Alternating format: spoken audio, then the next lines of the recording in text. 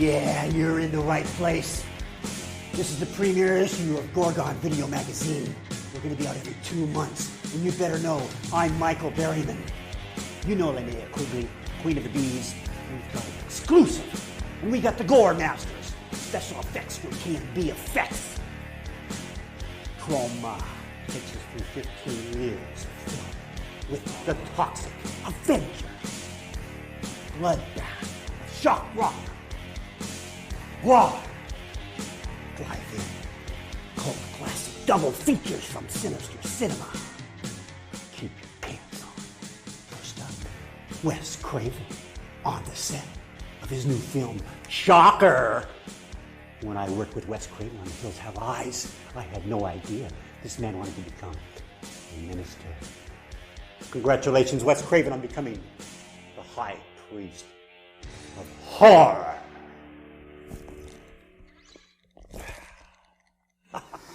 My name is Wes Craven, and I make movies that catch my attention.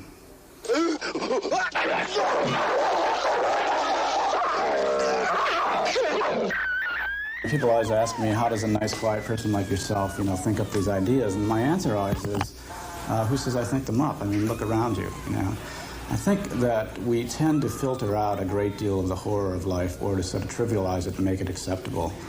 Whereas if you really keep your eyes open, or just listen to the news, or read newspapers, or read history, there's a tremendous amount of real-life horror in this world. And I just seem to be attuned to it. It affects me. Thanks, Dylan.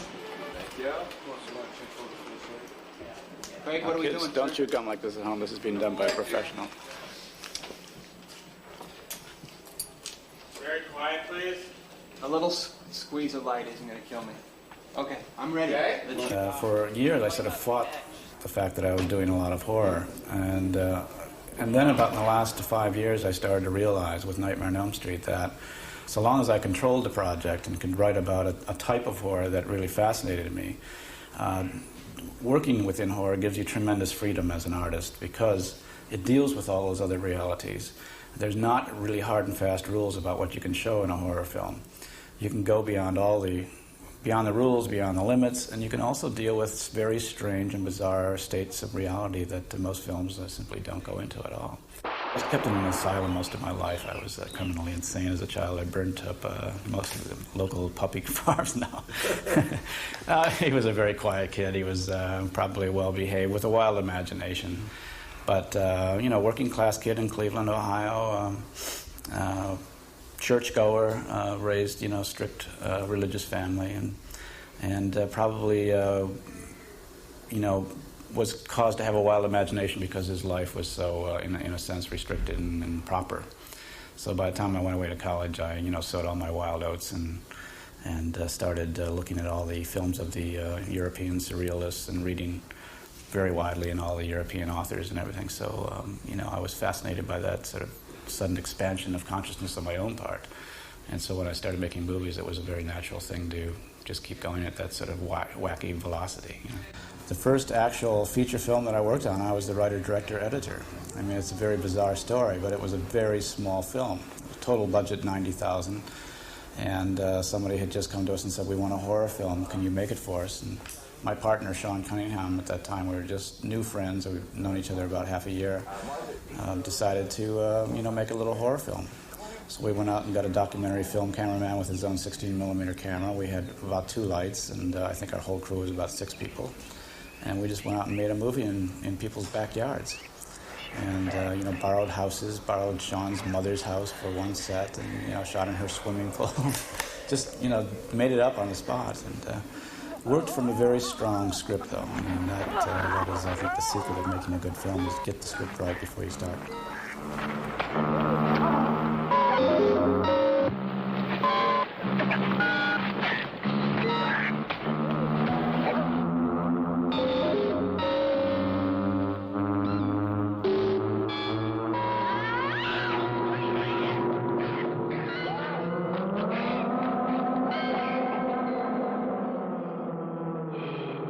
Well, the worst nightmare I ever had was releasing something that I directed. It was on a television movie where the 2 nights before it went on the air, it was called Chiller.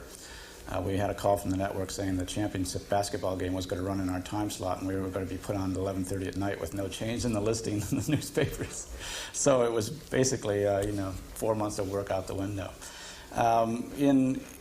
In a movie release, I think probably On the Hills of Eyes. We opened very strongly in a lot of independent theaters and broke house records in Detroit. And almost immediately, Burt Reynolds opened with Smokey and the Bandit. And it just wiped everybody out. I mean, just all the distributors were forced to take that picture and play it because it was obviously so strong. And even theaters that wanted to keep our picture in were forced to take it out. So we ended up playing drive-in theaters when there was snow on the ground, and in little dinky theaters out on the edge of town. We didn't get a single good play date on that whole movie, and it was a very strong movie. It, as it has proved in its long life, it did very well on cassette and in cable television, but it never got a real good theatrical release.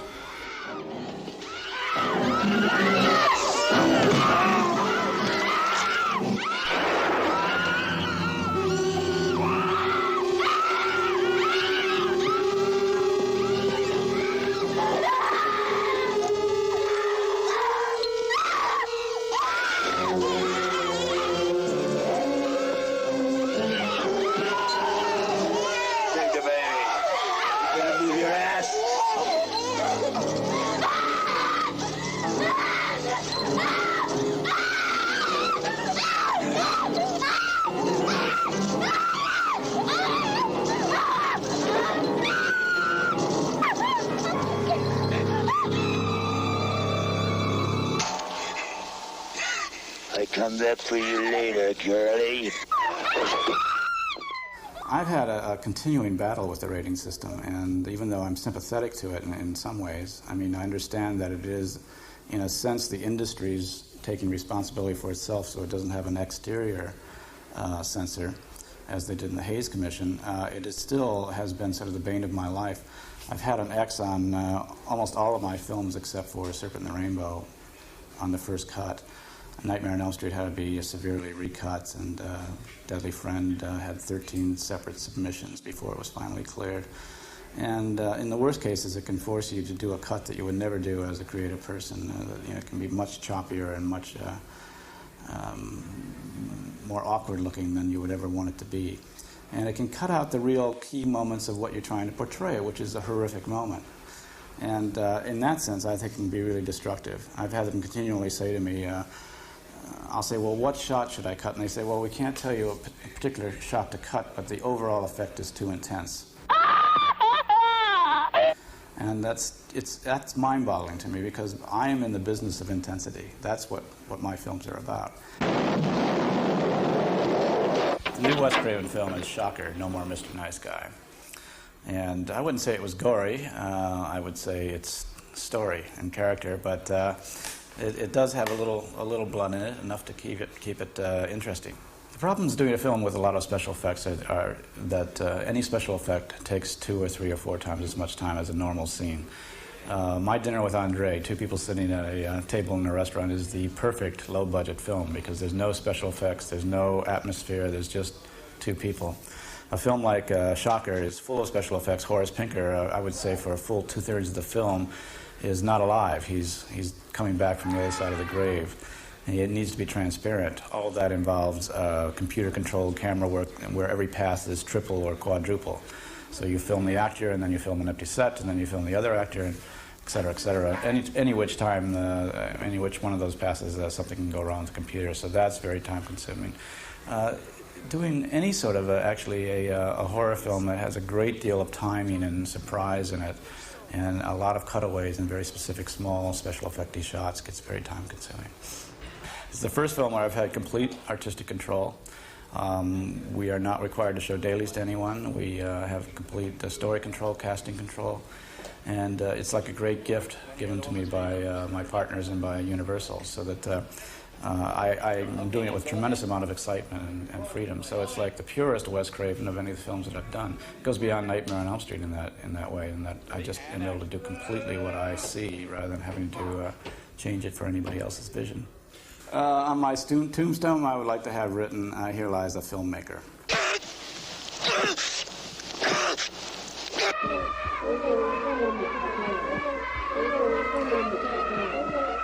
Special effects and makeup can make or break a horror film.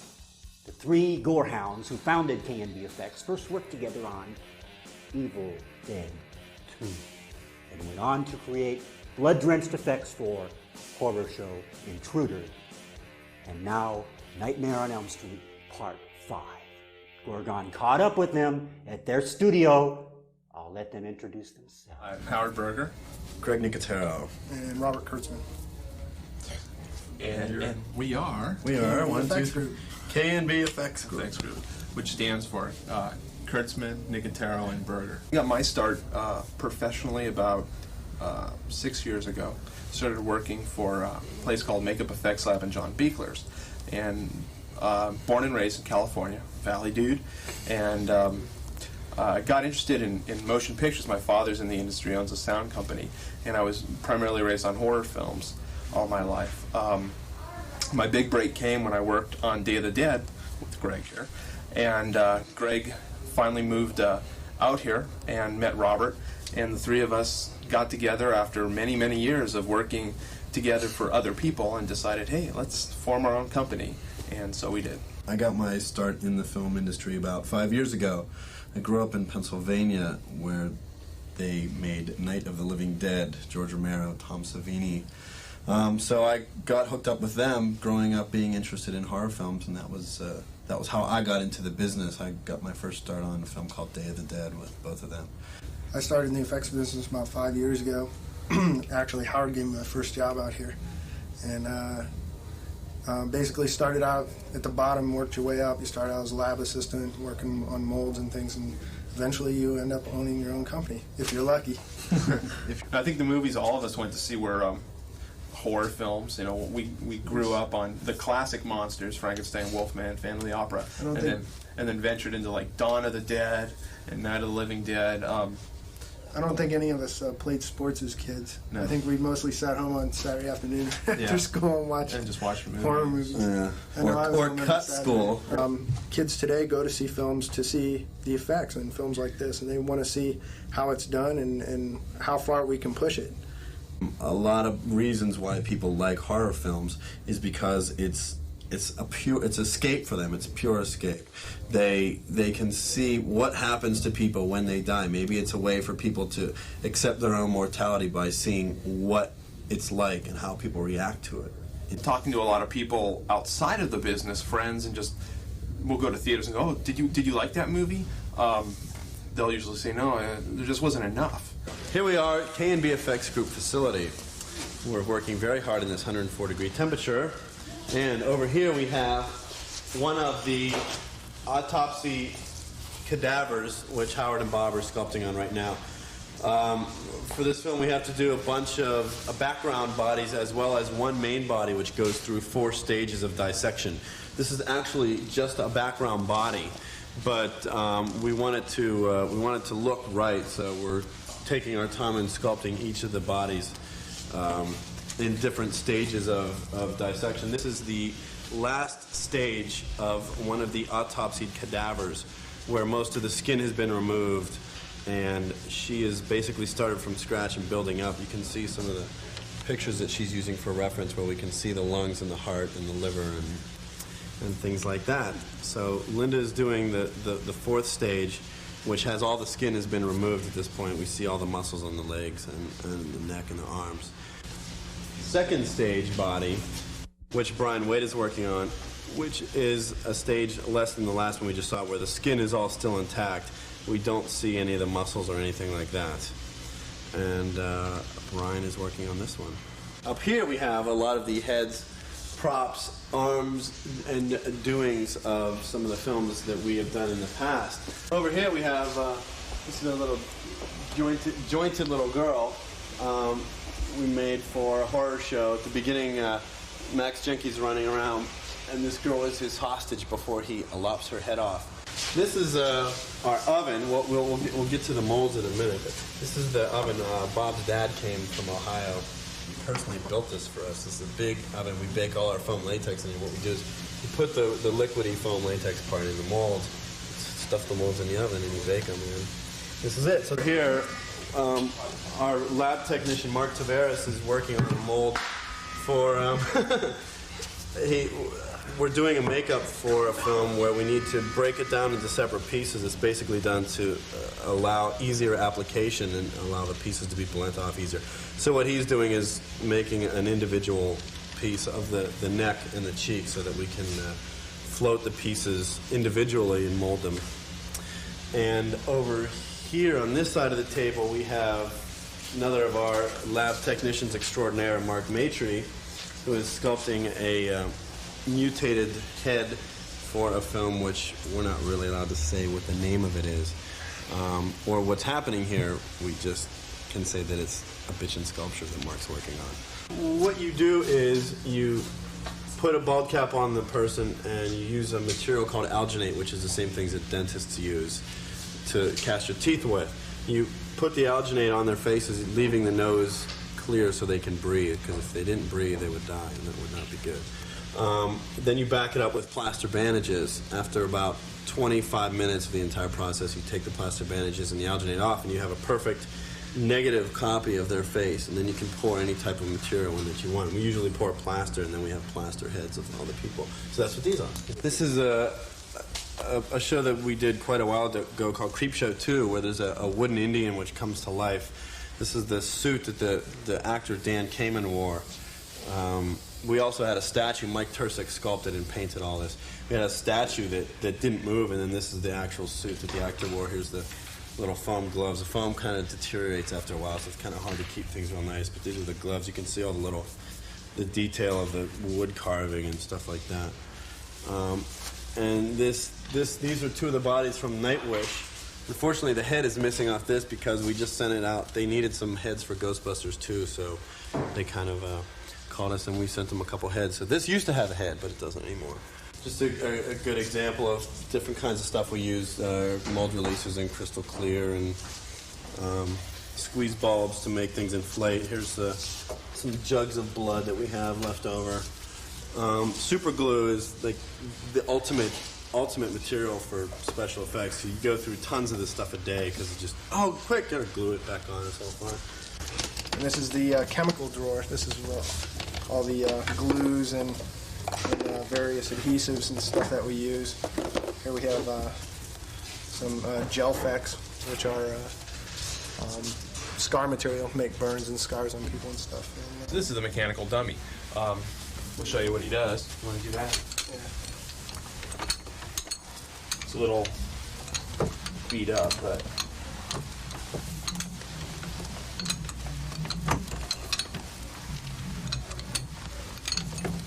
We needed a dummy that had sparks shooting out. As you can see, there's a couple detonators still in here. What happened was the skin was put together, and then in the middle of the take, we pulled it apart. The skin came apart, and sparks shoot out of the skin during the electrocution. this is something Greg did. Greg handled this entire sequence by himself. It's from Horror Show.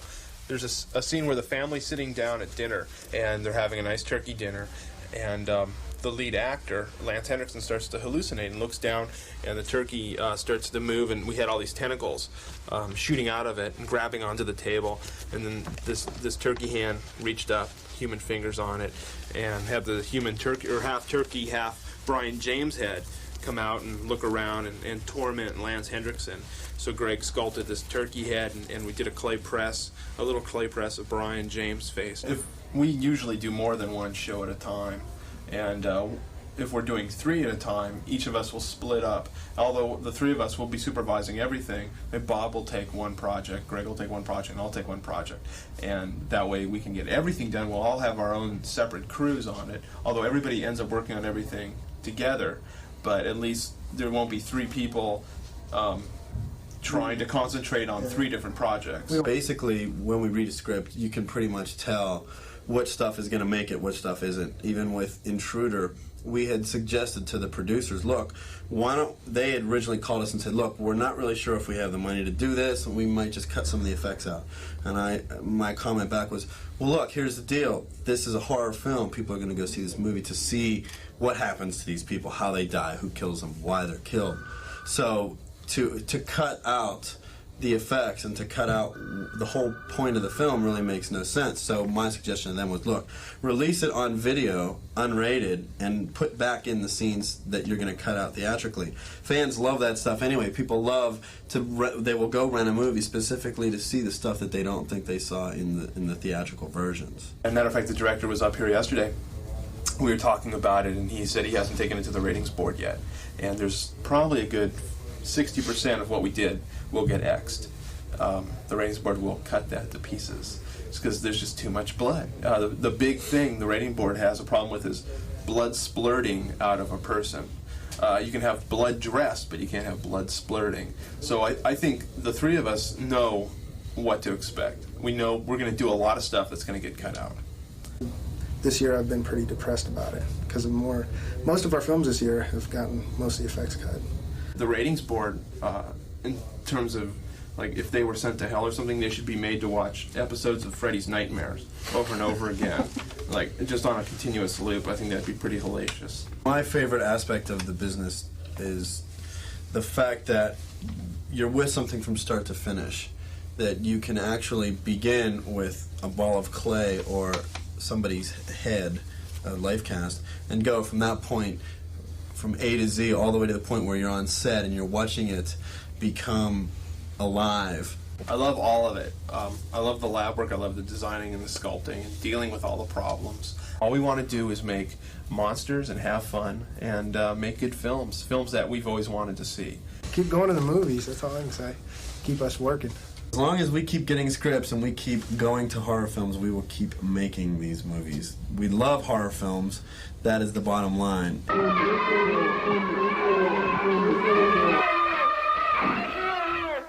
Hi, I'm Linnea Quigley, Queen of the Bees.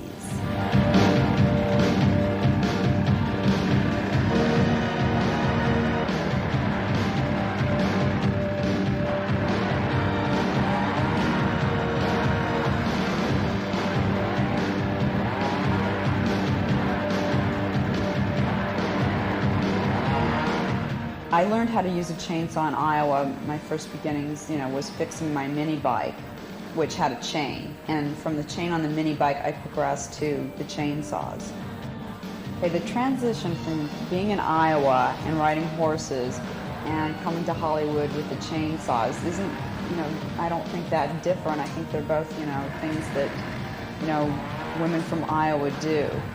At first, my parents didn't understand at all what I was doing because, we're from Iowa, pretty straight type of thing. So it wasn't until Hollywood Chainsaw Hookers, I took them to the big premiere of that they kind of like accepted it. They didn't really understand. My mom would just be so freaked out if she saw me being killed and it'd just be awful for her. But my dad's kind of like quiet about things like that. He doesn't say a whole lot. I think that they would like, they like it better when I am in a movie and my clothes are on and things like that. But I think they've kind of accepted it only because I think I accepted it. At first I thought this is kind of bad and wrong. And I think when I came to accept it, they kind of got the vibes from me that, it's okay. I'm not sure if I'm a hometown hero or not. I know that like a lot of people from the Times there, the Quad City Times and things just, started writing me and they were so excited I was from Iowa. Because it seems like the people in Iowa like the horror movies a lot. I think horror films are probably popular because, like, for me, I like to go and be scared, like, really truly scared, because it's kind of like your adrenaline goes and it's exciting and everything, and then you leave. It's excitement, I think. You stay there, Pally, or I'll lay you right the fuck out. Oh, but hey, I'm not gonna hurt you or anything. Damn straight you're not. No, I don't get the creeps from the horror films because when you're on the set, it's so fake that you just, have to laugh about it. So I never really get the creeps about it. I just know it's fake. The least thing I like is the makeup, if they have to put makeup on me in terms of the zombie makeups. I don't really like that at all.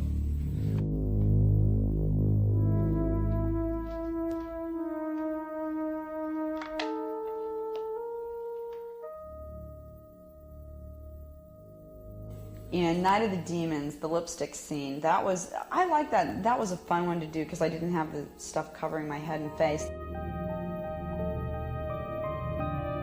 They had made like a gelatin type of mold of my breasts, and so they'd already like pre-sliced a hole where it would go through.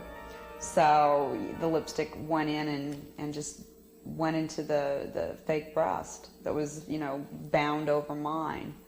The most fun in the horror films were probably like a lot of the stunts. I like doing those where, you know, you have a nice fight with the zombie, or you know, running a lot and you know, being chased. I like doing that, the action things the most in the horror movies. Some of the things I did in 1988 were Blood Nasty, which is a black comedy, Assault of the Party Nerds, which is just a comedy, Vice Academy, which will be coming out in the next couple months, which is kind of like a female police academy. I did a lot last year. Okay, and this year I did Sex Bomb, which is like a comedy, kind of a black comedy, also about low-budget horror movie making. And I'm right now filming one that's called Say Bye Bye, which is a black comedy also. Some of the favorite directors, I like working with David Dakota because, you know, he's like a different director, I think. He goes, know your lines, show up on time, and hit your marks, which I like because then it's kind of, you're responsible for it and it's not too tense.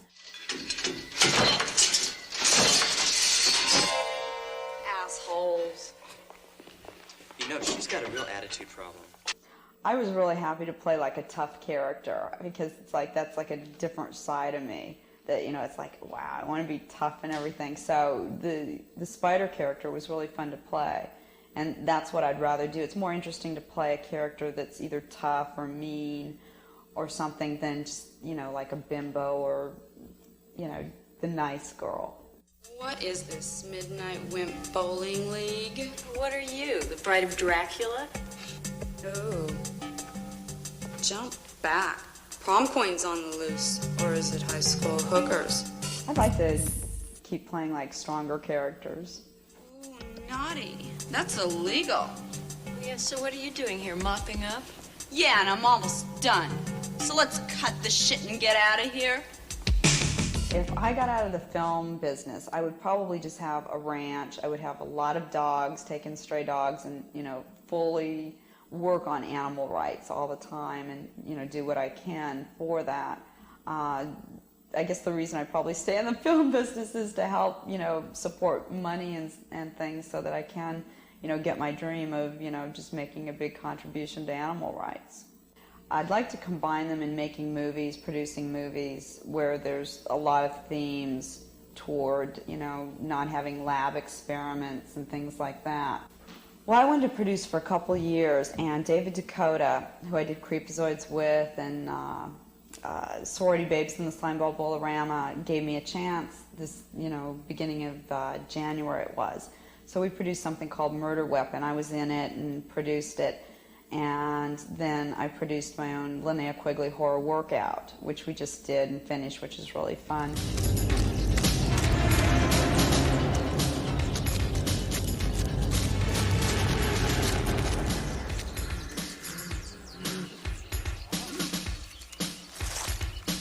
The Linnea Quigley horror workout is a real campy exercise video that happened. The director Ken Hall and I were on the set of Murder Weapon, and we were laughing because I had a scene where I'm like sledgehammering something, and so we were laughing about how funny it would be to make a film that showed how you can exercise, you know, with these horror films. Look at you!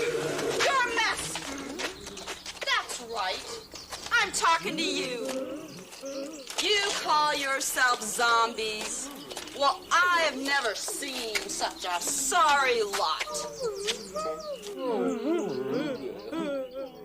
I put them through a workout, and the zombies are aerobicizing, and they feel good and everything.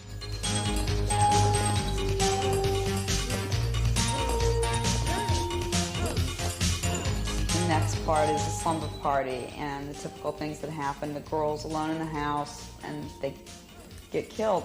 That's after they exercise, though.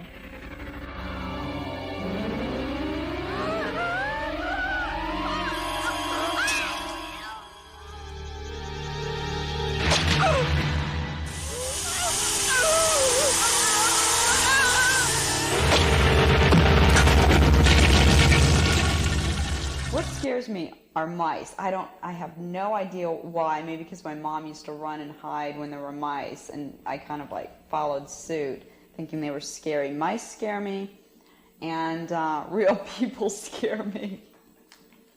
Angel, your mission is to look beautiful and kill Satan.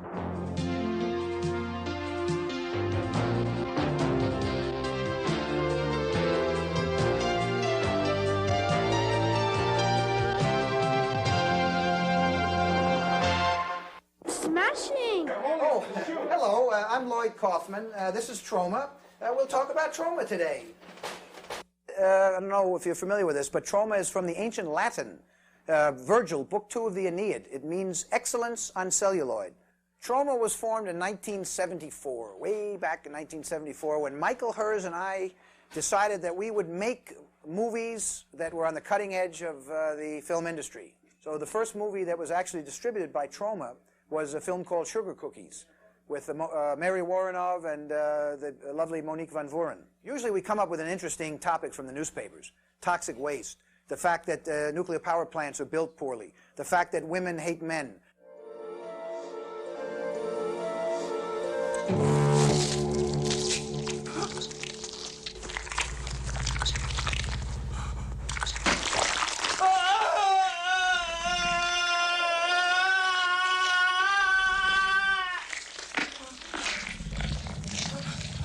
So we open up one of the trade magazines, which will go nameless, and it says in banner headlines, horror films are dead. So Michael Hers and I say, Eureka, this is for us. We're going to make a horror film.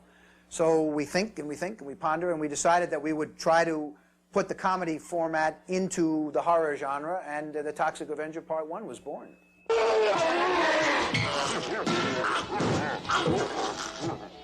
I think the key to Trauma is that there's comedy. Comedy is our beat, and it just happens that there are people getting their heads ripped off and put into meat blenders or whatever.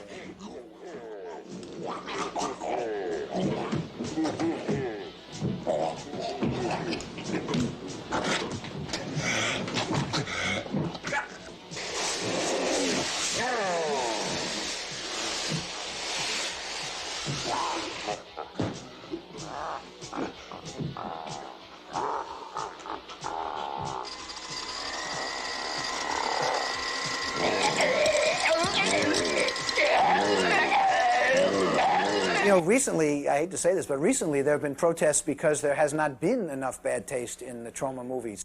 We believe that there is indeed a double standard. The MPAA seems to be much tougher with Trauma movies. They seem to disembowel the Trauma movie and let the bigger studios movies have people with their heads being blown off. If we can make entertaining original movies on a modest budget and aim them at a loyal audience, there will be theaters who will show our movies. We keep accumulating negatives in our library, so that Trauma now has 80-some-odd movies. In the same way that MGM has, MGM I think has about 83 movies. But they've got Gone with the Wind. They got gems in their negative. We have The Toxic Avenger. We've got other gems. But that library, in the sense of business, is very valuable. And even my mother thinks it's valuable. So. Looking pretty good. Now, these are the Trauma editing facilities. Under the quiet and watchful eye of Michael Hers and I, the editors work here to edit movies like The Toxic Avenger. Class of Nukem High was edited here. The beautiful Fortress of America, which is premiering at Cannes next month, edited right here. Now, let's see what they're doing. All right, now, the main thing here is we've got to start thinking about the opticals. The opticals. Opticals, right? The stickers, yes, we use stickers a lot, but the opticals are more important. Well, we can optical this out. All right, that's the key, yeah. High tech. So you got the editors. What do you think?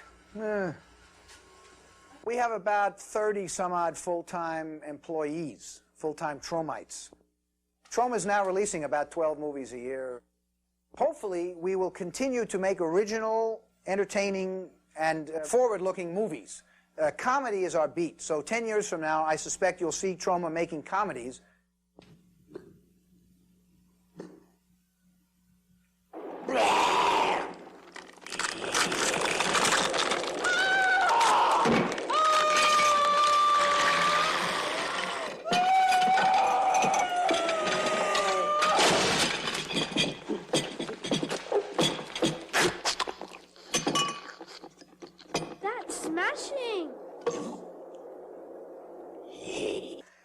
tell you, Rabbit Grannies. Now, there's a trauma release. Michael Hers and I didn't direct this film. This is a movie that we found at the Cannes Film Festival. Actually, Michael Hers saw it.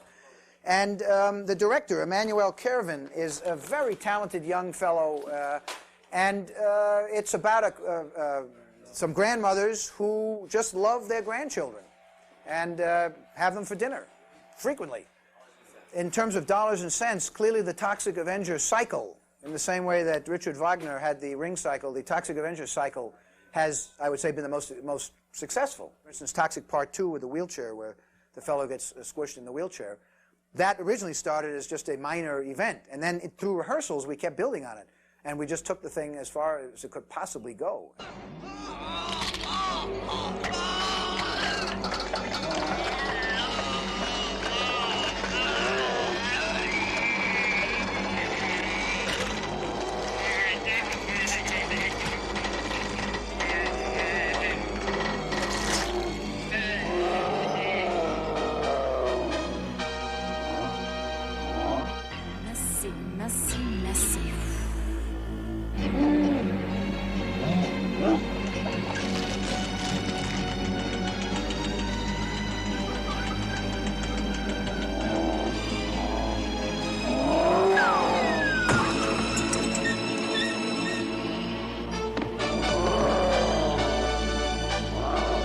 Yes, the rumor about the Toxic Avenger cartoon series is indeed correct. Michael Hers recently signed a deal with a very prestigious company that does Saturday morning cartoons. And they do Strawberry Shortcake and Berenson Bears, and they have licensed the Toxic Avenger for a cartoon show.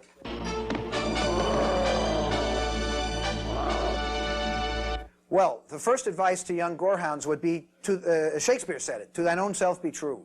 Do what your spirit tells you.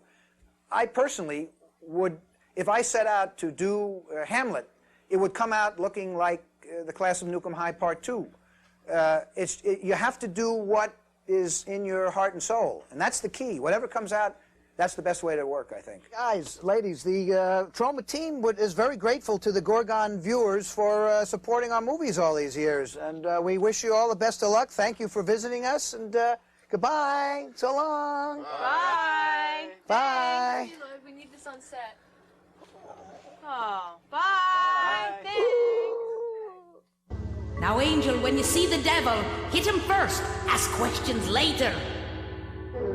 Greetings, Gorehounds. I'm Gore Gazette's Rick Sullivan, and from now on you can see me on Gorgon Video. Welcome to Rick's Reviews.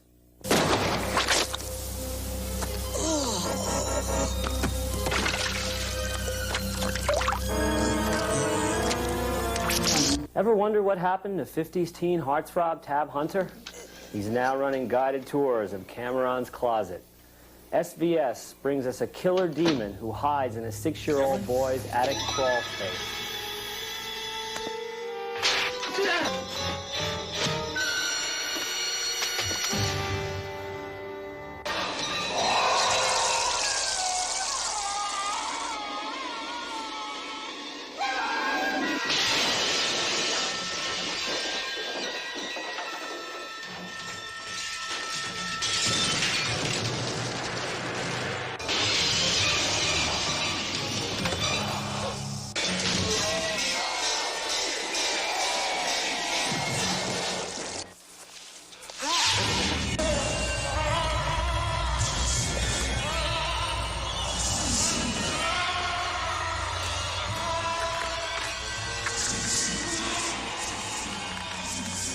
The special effects for Cameron's Closet were created by E.T.'s Carlo Rambaldi, but this blood-hungry demon looks like he was made from leftover high school art supplies, leaving Cameron's Closet best left shut tight.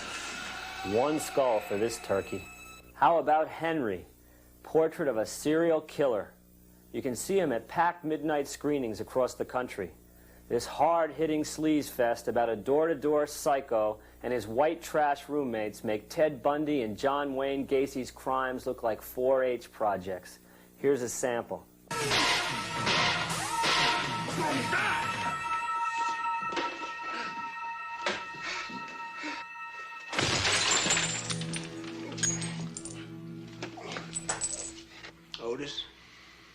Plug it in.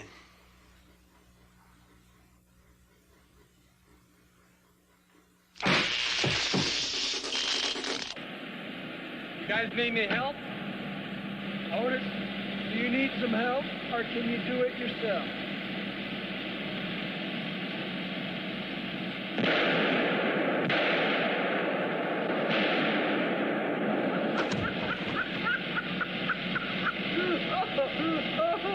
Feel better? Yeah.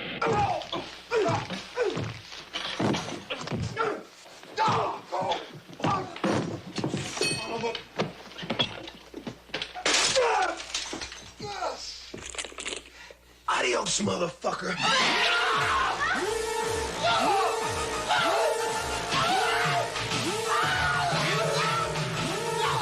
Full-scale depravity is the rule and not the exception through Henry's totally ill 90 minutes. Hardcore sickness doesn't come much wilder than this, and Henry, portrait of a serial killer, deserves a solid 4 skulls.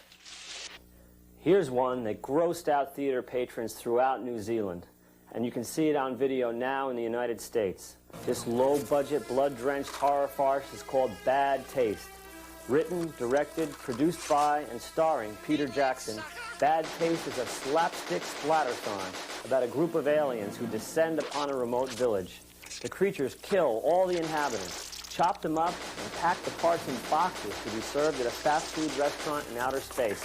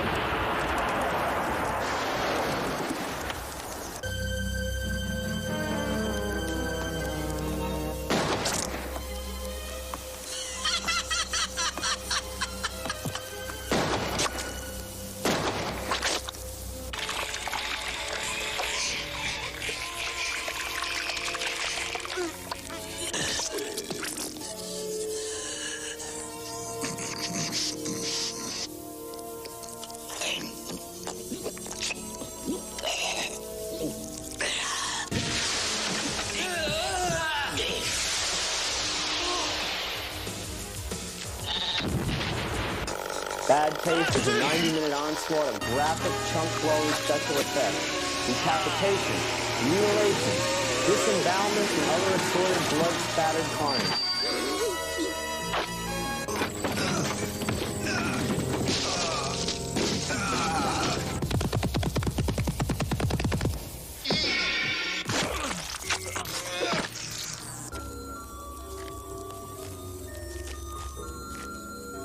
It gets my vote for Gore Film of the Year and the highest possible rating, 4 skulls. And now, Vicious. This sadistic little low-budget import from Australia is perfectly suited to hardcore gorehounds.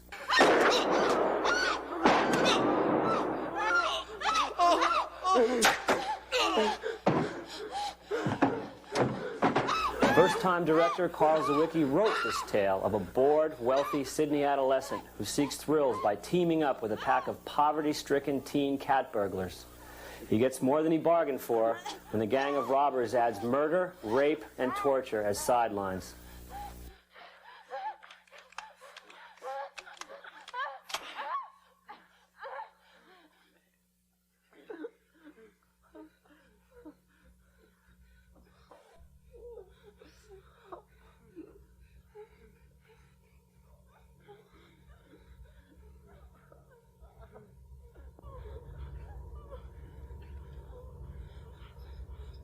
Horror has never been better from the land down under, and Vicious clocks in a solid 4 skulls on the gore barometer.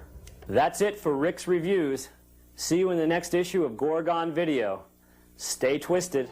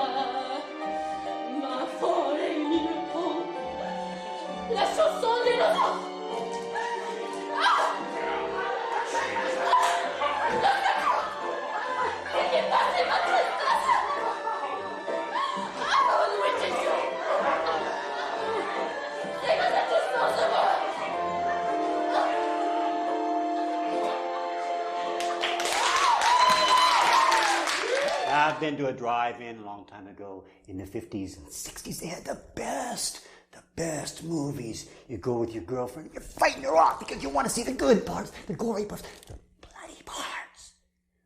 When I first saw Bucket of Blood, I wanted a drink of blood. Watch this. Frankie? Frankie? You all right, Frankie?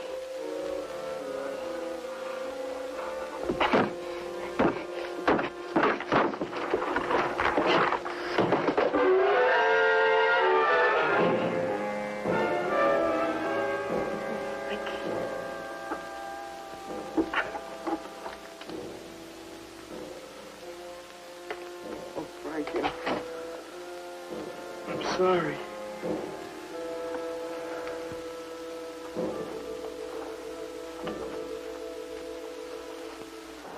What have you got? It's a thing I made.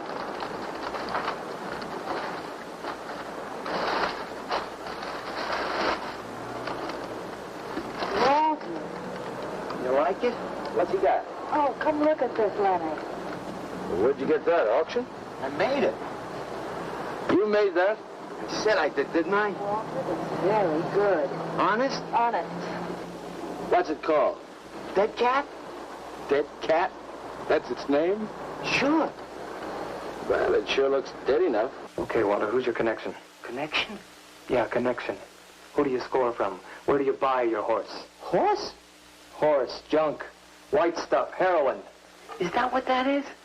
I never seen any of that before. I always thought that was expensive. Yeah, Walter, that can be real expensive. Gee. Well, wasn't that nice of Naolia to give me that expensive horse? Walter. Huh? Police officer. Ooh, you're like an undercover man. You're under arrest, Walter. Under arrest for what? Possession of narcotics. For me? What are you talking about? Walter, I got you cold. Now you just come along quietly. I didn't do nothing.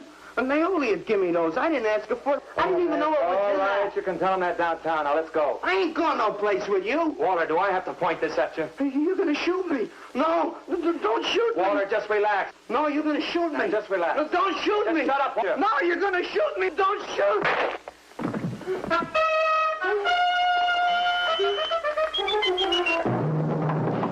Oh, come on, Walter. Take off the sheet.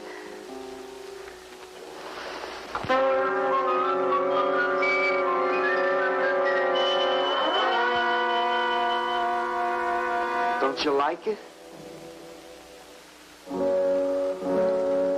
Walter, it's a masterpiece. One of my favorite ones for a drive-in was Attack of the Giant Leeches. Oh man, it's so good. So good, it just sticks to you. Sticks to you. Watch this. Look out! Behind you!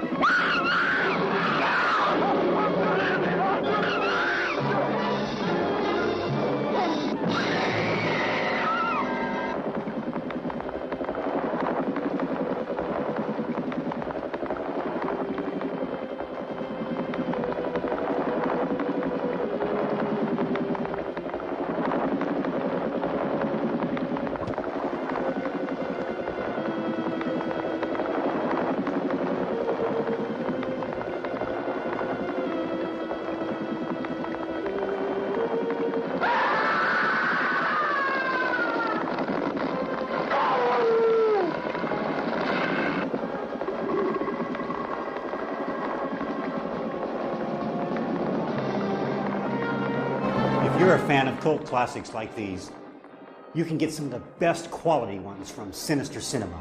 They specialize in tender little morsels like drive-in double features. Their address is P.O. Box 777, Department C, Pacifica, California, 94044, or give them a call. They'll talk to you at 415-359-3292.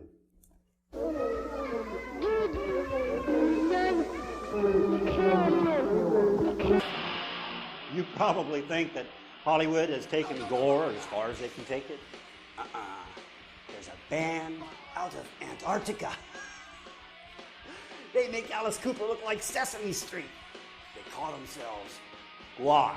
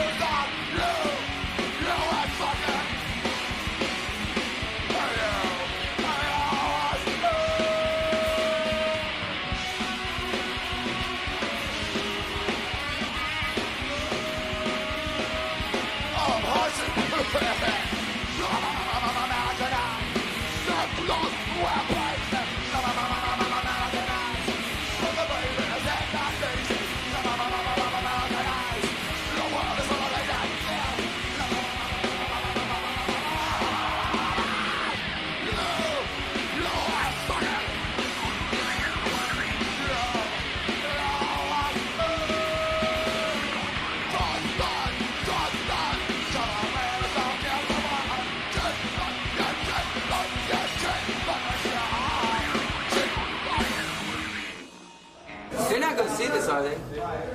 Oh no. Oh no. Oh, okay. Some of us were taken as little babies from the cradle. Others were just walking along and a giant meat hook on the end of a 50-foot chain from a helicopter. Me too. At least we're alive. We're not some upchucked audience member. I can thank them for that. So you're all happy being Guar slaves? They'll let us suck their gigantic genitaliatic, herpetic warts. We have to sit there and watch them enjoy all that necrophilic butt sex and stuff, and they won't even let us have any. Is that torture? They feed us little bits of clay. What do you say we do that song about our favorite 14th century Wallachian, vampiric, homosexual, necrophobic, bestial butt lover that I loved so much, Vlad, the anal impaler. Take it, guys.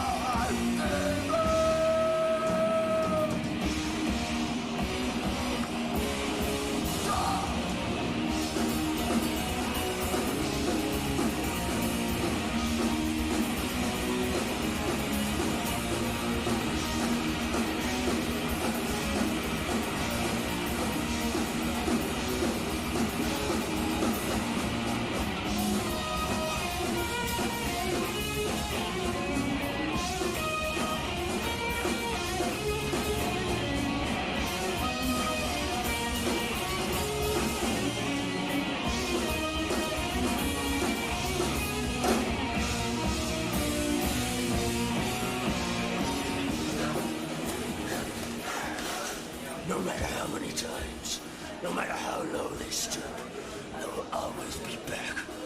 I will always come back, no matter how much, how many times they cheat, lie, and use deceitful tactics against me. One of these days, War will be destroyed, once and for all. Hope you dug this premiere edition of Gorgon Video Magazine. Watch out for our next issue coming out real soon. More guts, more gore, more special effects, more behind-the-scenes footage, everything you wanted from a video horror magazine. Let's go out with a scream. Watch these trailers.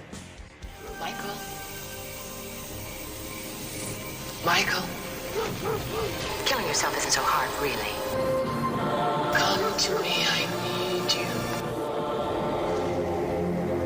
Jump! Jump! Jump! Death Spa. Welcome to the health club where you'll sweat blood. Ever work without a spotter, Freddie? Weight falls on your chest and you can really get squashed. It's the place for a killer workout.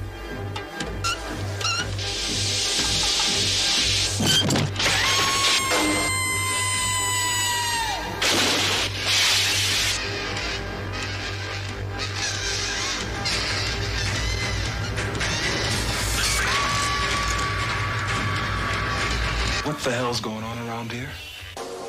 An unquiet spirit reaches out from beyond the grave for revenge.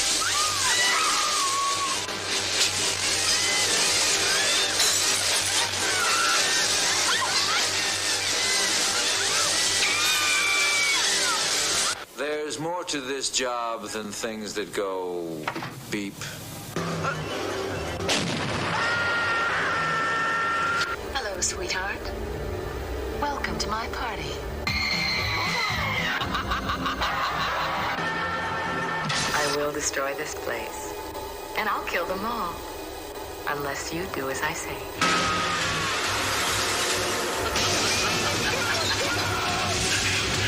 Death Spa. Health or hell?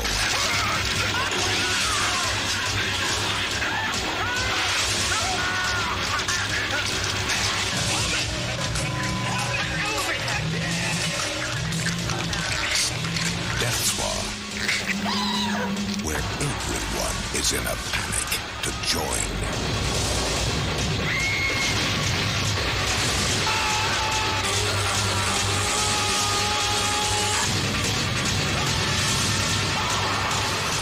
Death Spa, an exercise in terror. What a fantastic weight reduction program. People get so thin they disappear. Something's gotten into Maggie. Oh, I may throw up. Me first.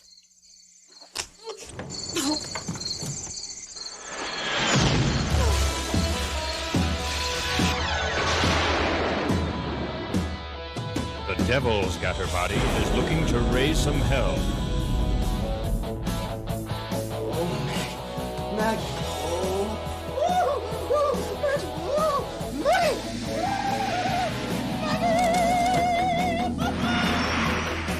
You're such a tramp. And only this man can save her. It's great. He'll knock the devil out of her.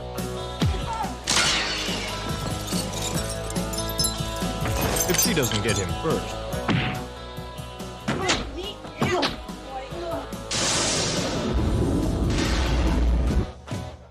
I'm gonna mess you up.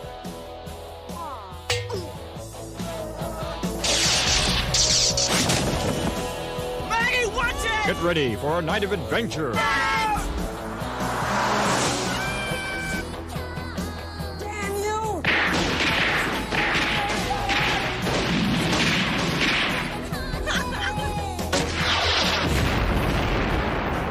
A night of romance.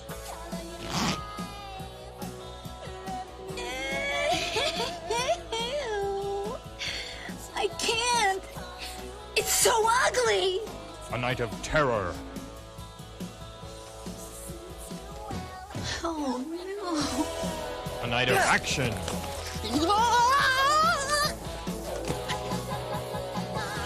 I'm not well.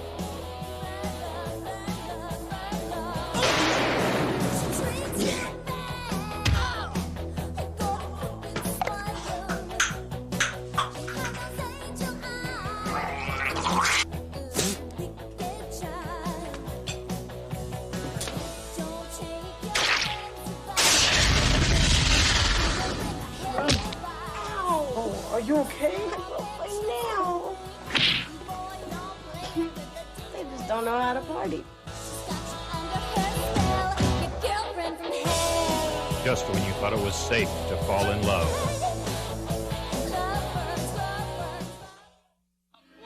Meet Charlie and Peter, a couple of nice guys looking for a quiet place to spend the night. Our bus had a flat. By midnight tonight, every door, every window will be locked. Not a person will remain. This town will be empty. What are you talking about? I mean, think about it, Pete. If you could spend a night in an honest-to-God haunted house, that'd be the biggest kick in your whole life, right? Well, think about it, think about it. It's you, me, and the devil, and a whole town deserted. Welcome to Santana, a terrifying place of nightmares and demons.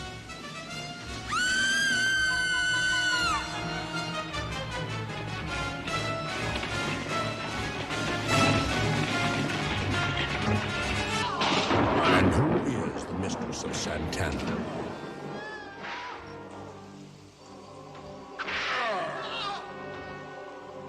Welcome to hell and the regions of the damned.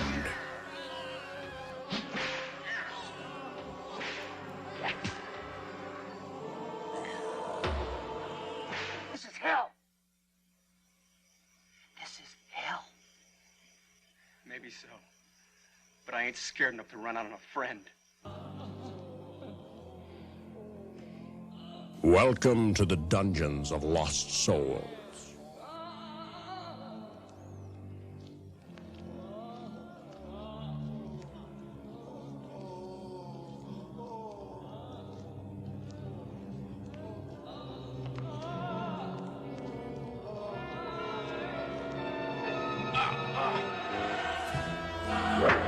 Enter into the inferno, where there is no escape from the fiery pit.